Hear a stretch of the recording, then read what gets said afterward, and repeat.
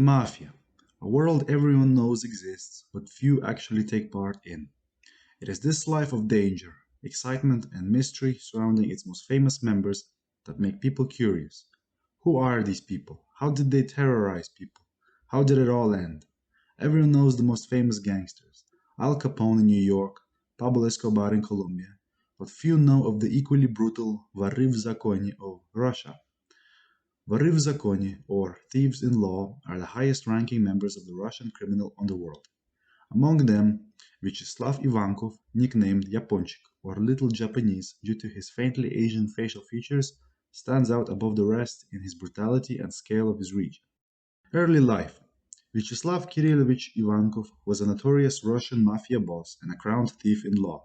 Throughout his life, he led several organized criminal groups both in Russia and in the United States of America, where he and his gang specialized in extortion, drugs trafficking, and the sale of black market goods. It is believed that Ivankov had several connections with Russian state intelligence organizations and their organized crime partners, which gave him protection and a significant edge over other rival gangs when it came to carrying out his business. Ivankov was born in 1945 in Soviet Georgia to ethnically Russian parents. The boy was born into a dysfunctional family and from childhood was distinguished by poor health. Since the father of little Slava had an alcohol addiction, there was no prosperity in the family. For the first time, Vyacheslav came to the attention of law enforcement agencies at the age of 15. He was caught pickpocketing. At the station, the teenager violently resisted, so he was sent for a forensic psychiatric examination. Vyacheslav eventually got a job as a locksmith and later became the foreman and even began to attend evening school. The young man graduated from his studies in Moscow as an excellent student, having passed exams with top marks. It is interesting to think how different his life could be if he had different surroundings. He went from having a bright future to becoming Russia's most notorious gangster. The first wife of Vyacheslav was Lydia Ivazova. She was a descendant princess from Assyria. Because of his wife, Vyacheslav received his first nickname, the Assyrian son-in-law. They married in 1960 and divorced in 1975. The couple had two children, Gennady and Eduard, who maintained a relationship with both parents after their divorce. Both sons went abroad and are not officially connected with crime, but according to the FBI, they were engaged in money laundering of their father's criminal gang. Gennady immigrated to the USA, while Edward's choice fell on Austria. Vyacheslav also had an adopted son. Not being the biological father of the boy, Vyacheslav took a serious part in the life of Viktor, who idolized his stepfather. Vyacheslav crowned his stepson at the age of 22. Viktor Nikiforov, Vitya Kalina, became a thief-in-law, one of the youngest in the criminal world. At the age of 18, Vitya Kalina received a 5-year sentence. The young man had a bright future as a thief-in-law, but the future was short-lived. An attempt on his life was made not far from his house. The head wound was fatal and his life ended at the age of 28. Later on, in 1972, Vyacheslav almost got his first term for participating in an organized criminal group led by the thief-in-law Mongol. The young man managed to evade justice, although other gang members received up to 13 years in prison. After Mongol's gang broke up due to the arrests, Vyacheslav organized his own group, which, in police uniform, conducted searches at people who had shadow incomes. It was from this point that he became known as Yaponchik by his gang members, and that nickname stuck with him for the rest of his life. Criminals confiscated money, valuables, and information which was cruelly knocked out of people. The geography of interests of the organized crime group expanded and soon captured the USSR. Their reach expanded from Riga in Latvia to Kazan in Tatarstan all the way to Yekaterinburg. The bandits killed their victims, among whom were speculators, guild workers, and other representatives of illegal business. A year later, in March 1992, Yaponchik arrived in the United States on a regular business visa and ultimately settled in New York, stating that he would be working in the film industry. It is baffling that this was allowed to happen, despite him having served a prison sentence of around 10 years and possessing a reputation as one of the fiercest, most brutal criminals in Russia. Unlike the Cosa Nostra, where the Don gave out the order and others did the dirty work, Yaponchik could go out and do the extortion himself, which was in contrast to his strategy in Russia, where he worked behind the scenes. In the early 90s, Yaponchik drew up a fictitious marriage in an attempt to become a legal citizen in the United States. Many sources describe his gang on Brighton Beach as being around 250 men strong. It consisted of athletes and ex-KGB officers, the kind of people who could easily enforce the gang's interests, and was described as being the, quote, premier Russian crime group in Brooklyn, end quote.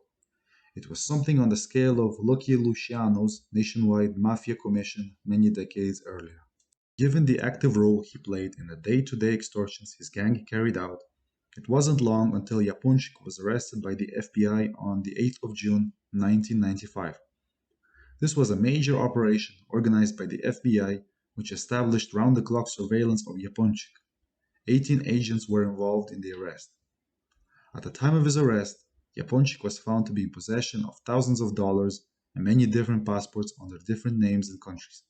A .38 caliber revolver wrapped in a sock was determined by witnesses to have been thrown from the apartment in which Ivankov resided. Yaponchik was charged with the extortion of $2.7 million from an investment advisory firm known as Summit, which was run by two Russian businessmen, and in June of the next year was convicted along with multiple co-defendants in Allenwood prison. During interviews in prison, Ivankov accused the FBI of inventing the myth of the Russian mafia in order to prove the usefulness of the Russian division. He also stated that Russia is, quote, one uninterrupted criminal swamp, end quote, the main criminals being the Kremlin and the Duma, and that anybody who thinks he is the leader of the so-called Russian mafia is foolish. He was subsequently transferred from a jail in Brooklyn to the more secure Manhattan detention complex and then Oatsville FCI. Ivankov was incarcerated with his cousin Eugene Slosker, who was also charged in the case. In prison, he became an associate of Pavel Stanimirovich, son of Vyacheslav Stanimirovich. Yaponchik, Slosker, and Stanimirovich all retained and utilized the services of attorney Robert S. Wolf, the first American lawyer to ever be allowed entry into Russian Gulag prisons in Siberia. He was later transferred to the wing for dangerous criminals because of the heroin found in the cell. On July 13, 2004, Ivankov was deported to Russia to face murder charges over two Turkish nationals who were shot in a Moscow restaurant following a heated argument in 1992. A third was seriously wounded in an alleged incident. It seemed that his past was finally catching up with him, but the jury found him not guilty and he was acquitted the same day on July 18, 2005. The witnesses, a police officer among them, claimed to have never seen him in their lives. It is highly likely that the witnesses remained silent because they knew Yaponchik's reputation and wished to protect themselves. Despite getting off for the murder of the two Turkish nationals, Ivankov met his end in 2009 as a result of an assassination attempt near the Thai Elephant restaurant in Moscow.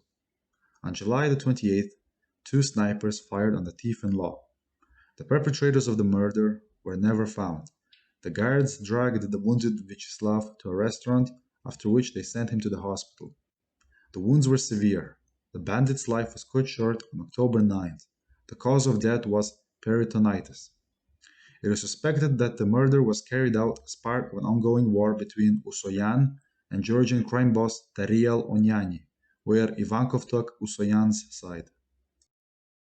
Having died from his injuries 73 days later, on October 9, 2009, Ivankov was buried in Moscow on October 13, 2009. The funeral was well publicized, receiving widespread media attention in Russia and worldwide, and held in the Church of the Resurrection of the Word, and ultimately buried at the Vagankovsky Cemetery. In attendance were hundreds of gangsters representing the Dagestani Bratva, Kazakh Bratva, Grampa Hassan, and other criminal syndicates from around the former USSR, each sending their own tributes.